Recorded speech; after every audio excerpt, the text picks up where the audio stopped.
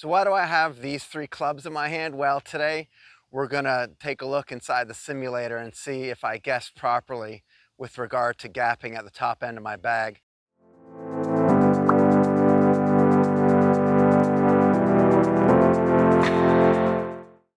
You see, I've had the PXG 0211 irons for a couple of years now. Absolutely just love these sticks. They are pretty stiff. The 6-iron is a 24-degree club, so it is in line with a lot of other sets traditionally lofted 5-irons. In fact, it might even be stronger than some of the muscle-back 5-irons that some of you guys are playing. But it's the longest iron on my bag. I don't have a 5-iron. This weekend, I went shopping to replace my old Tour Edge Exotics hybrid and ended up with the Stealth from last year. It's an absolute bomber and one of the highest rated hybrids of last year. I got it, the Demo Club, from their fitting bay. It's an absolutely mint shape, practically new shape, and it's probably one of the best buys on the market. Yesterday, I went and picked up this corresponding 3-wood. So let's jump inside the simulator. I'm about 85% confident that I've got these gaps licked, but they were purchased on 2 different days with a couple of different launch monitors. So let's get in on mine and see what we've got here. All right, so here are all the clubs lined up. Again, you've got my 6-iron, which is 24 degrees. Then you step up to the 3 hybrid. It is 19 degrees. Very similar to my Tour Edge Exotics, but the EXS 221 that I was playing was about 5 years old. And this Stealth hybrid was probably one of the highest rated hybrids of last year. Again, it's something that I was able to pick up as a demo club at Dick's. Now, there's a couple of major advancements here with the new Stealth over the Sim 2. Because I also hit the Sim 2 and I found the ball speeds to be very, very fast. But with the new carbon crown that they've got on the hybrid, it's actually providing 15% more moment of inertia, so 15% more forgiving than the Stealth 2. This whole head is made of carbon, right? So they were able to reposition about 7 grams of weight to the back of the club. Now, the back of the club, this V-sole that they have on here means that the weight is very low and back to provide you with more stability and off-centered hits and also help you with turf interaction. Of course, you can see the speed slot there as well. It's a more flexible speed slot that's going to help you with hits off the bottom of the club, which we all kind of suffer with hybrids and woods. Of course, you have also the twist face technology from TaylorMade, which helps you on toe and heel hits. And it is a glued club. So it's a 3 hybrid at 19 degrees.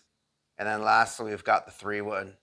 One of the things that I really liked about this 3-wood is just the size of the head. It was similar in size to the PXG that I had, only a little bit more drawn out at the back. I do like how shallow the face is compared to the PXG 0211 that I had recently picked up. It's definitely shallower.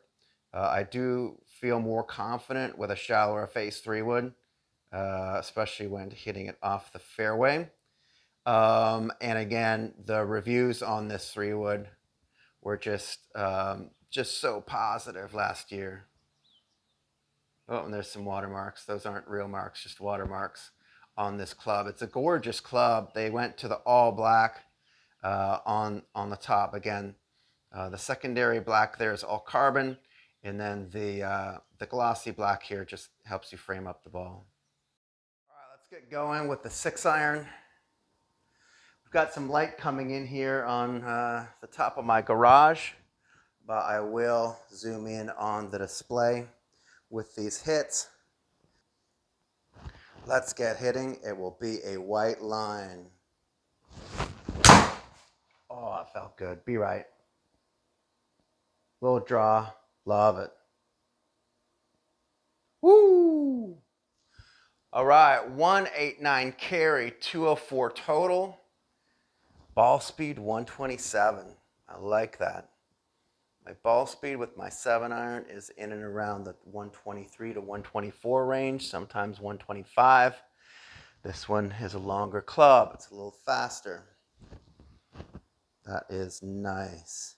I'm actually playing this 6 almost right in the middle of my stance. I do like that. Gives me a nice descending blow on the ball.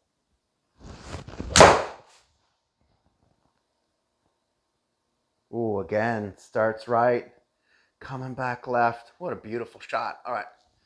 Bigger carry even. 190 carry, 206 total, 127 ball speed. Pretty similar to the last one. The one other thing that I'll mention about the hybrid is just the size of the head. I wanted something that was relatively beefy again with the hybrid. There's some players hybrids out there that are more teardrop shape. They're fatter near the toe. They get skinny near the heel. And to me, that's just not very confidence inspiring. So I wanted something that was more rounded and had a bit of more chunk to the back.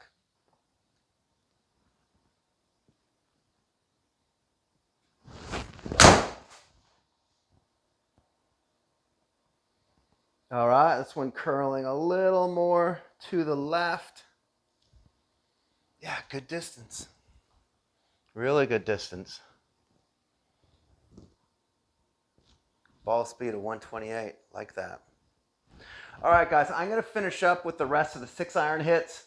You can see I'm actually pretty consistent with this club today. Finish up some hits, 8, 9, 10 hits, and then we're going to move on to the hybrid next. All right, let's take a look at the hybrid now. On those shots with the 6-iron, I was averaging about 127 ball speed, and that's pretty good for me. I think if we can get this hybrid in the low 130s, there'll be a nice little gapping situation for me there. Take a swing with this. Oh my goodness, it's so easy to hit and so satisfying to hit. Oh, I've really kind of turned that one over. Woo, 210 launch or carry, 229 total, 141 ball speed. Did kind of smother it though, it was low spin. The one other thing that I'll mention about the hybrid is just the size of the head. I wanted something that was relatively beefy again with the hybrid. There's some players hybrids out there that are more teardrop shape. They're fatter near the toe. They get skinny near the heel. And to me, that's just not very confidence inspiring. So I wanted something that was more rounded and had a bit of more chunk to the back.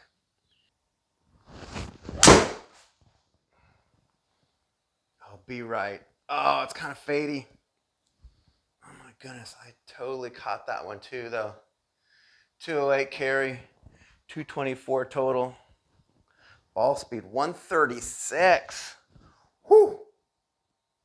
This thing is hot. I just said about 2 minutes ago if I could get low 130s on this, I'd be happy, but we could be looking at mid 130s on this hybrid.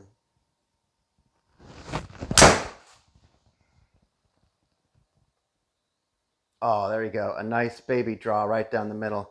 Wow, and is it carrying 217, 237 total. Wow.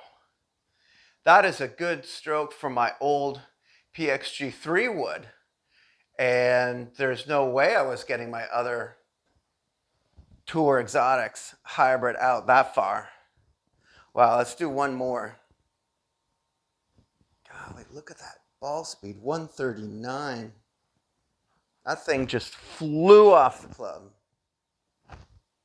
And really decent spin too, 3,800. Wow, that is not, 2,800 like some of these hybrids can do. That should be pretty good too. Look at that, coming back, drawing back to the middle. Give me a line ball. Give me a line ball. Oh, almost. About a foot offline. 216 carry, 236 total, 136 ball speed. This thing's insane. Really nice backspin number. Wow. All right, guys, that is super impressive. I'm going to wrap up here with the hybrid, and then we're going to go into the 3-wood next. Just in looking at some of those numbers there with The hybrid, man, that thing is a bomber. Average carry was right around 206 with ball speeds in the mid 130s there. So, my driver swing speed, it kind of maxes out at 145. If this gets to me, 140 ball speed or so, 4 or 5 more than the hybrid, I think we'll have some pretty big distance on our hands here. All right, watch for the yellow line.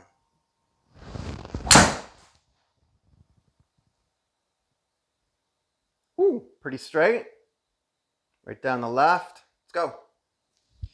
213 carry, 234 total. Ball speed was 136. And the backspin was a little higher than I want for a 3-wood. Be nice if that was in the high 2000s.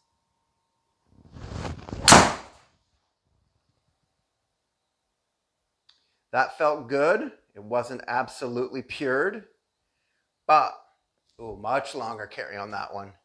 232 carry, 256 with 145 ball speed. Whoo! All right, that's driver-like distance for me. And I don't mind trying to get the most out of my 3-wood because I think I can work on my swing with the driver. Again, the 3-wood for me wasn't so much of a gapping situation. I didn't mind if the 3-wood went as far as it could because I know with just a little bit more work on my driver, I can max that out a bit more. Let's go. Kind of smothered it a bit. Going left. That would be in the left rough. Still a 242-yard shot with very strong ball speed, 143. Let's try to straighten this one out.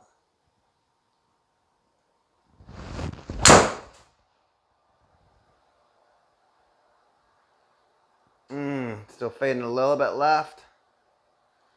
207 carry, 232 total, and ball speed's a little down at 135. Good backspin though, 2,500. All right, let me get a couple more in here, guys. We'll be back soon to take a look at all the numbers. All right, so what I've done now is I've broken out the driver. The 3-wood, it was a monster. All right, so I was getting 140 mile per hour ball speeds on average. My goal was mid 130s.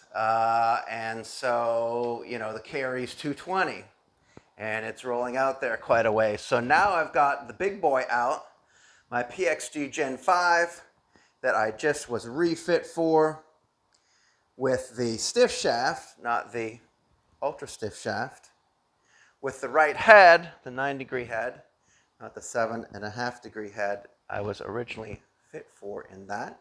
If you want to see my first club that I was fit for from PXG versus my second one, put the link at the end of the video here. All right, let's see what we get with the driver, and then we can compare all the numbers for gapping.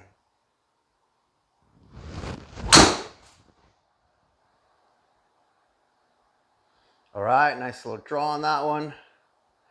Go.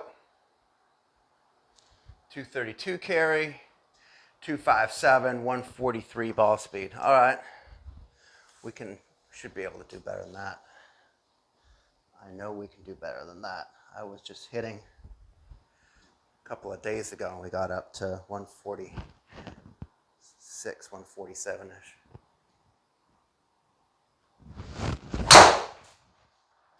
Be good.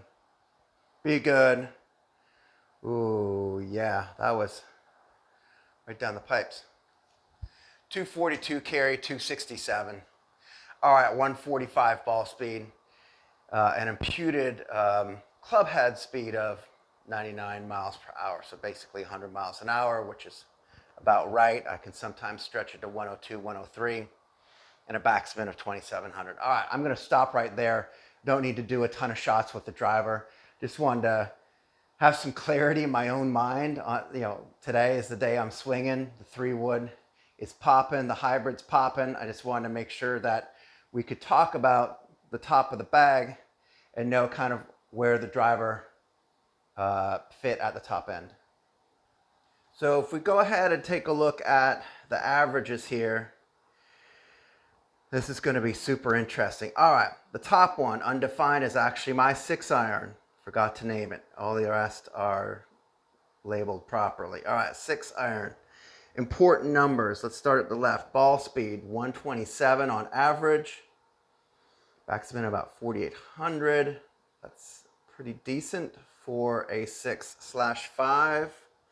Carry, 189, 205. So this club is definitely longer than my 7. I've got enough swing speed here where, it's not like my 7 and my 6-iron are going basically the same distance. Some of you guys may be experiencing that if your swing speed is lower, that your longer irons tend to bunch up as far as distance goes, but not here, because I know that my 7-iron carries around kind of mid to high 170s. So that's perfectly fine. All right, so let's jump to the next club. We go from basically 190 to 206. So, about a 15-yard gap moving up to the 3 hybrid.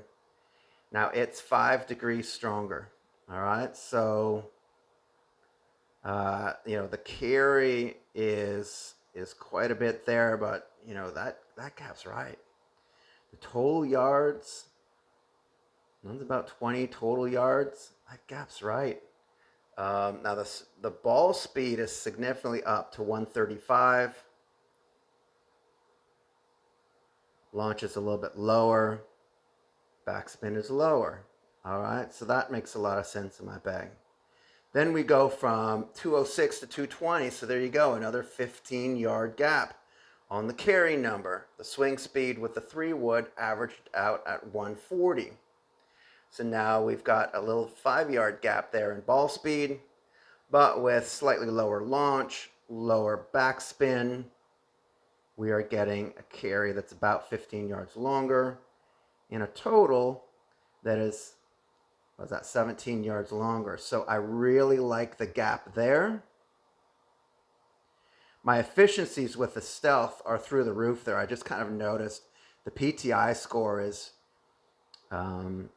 basically a calculation used with club head speed and total carry to impute kind of an efficiency score.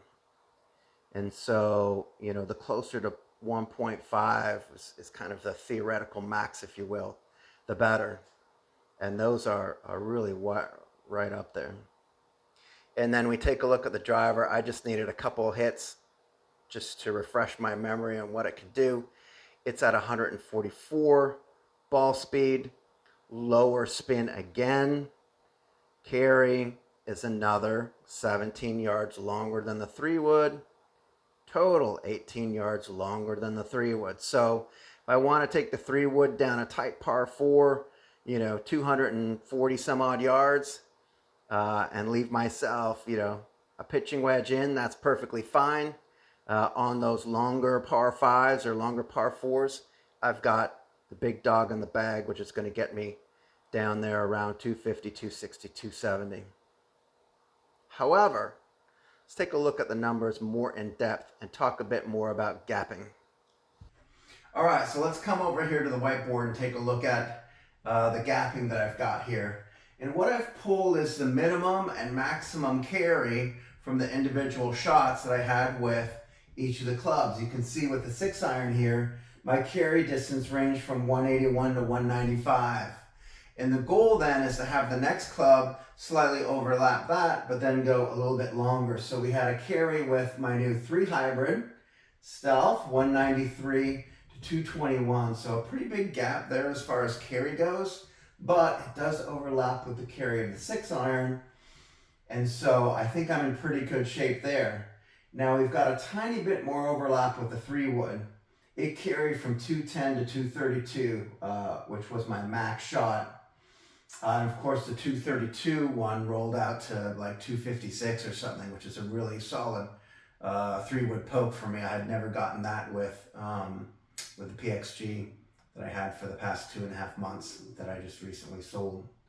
And then here with the driver, I only took a couple of shots with the driver, but its carry was 232 to 242, and we know that that rolled out to about 260 plus 265 or so, which is 265, 270. That's kind of max for my driver. So this is what you want to be looking at here, right? It's almost like a waterfall diagram, and you want to make sure that each one of these bars overlaps with the next to make sure that you're getting your gapping right.